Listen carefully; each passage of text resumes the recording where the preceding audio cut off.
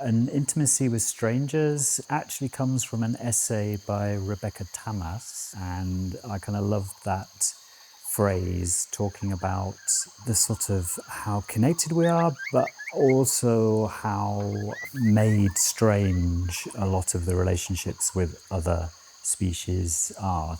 The human viewpoint tends to want to separate humans from everything else and uses the word nature, invented the word nature explicitly to make that separation. An intimacy with strangers is about sort of breaking down that kind of separation, I guess.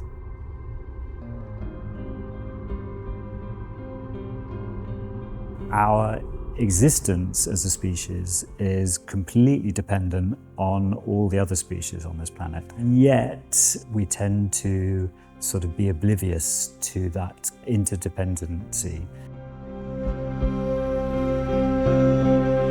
In different ways, all of the artists are kind of looking at that relationship, sometimes in a kind of positive, even desiring sort of interrelationship, but with many of the works also, embodying that kind of tension that human and nature relationship has.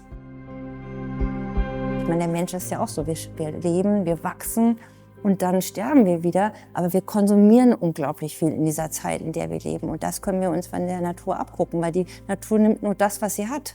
Und wir, ich würde sagen, wir sind eher so Schmarotzer, ne? Most species on Earth live between 3 and 4 million years. We have been around, what, 100,000, something like that. And the way we are living, it doesn't look like we'll survive for 1 million years.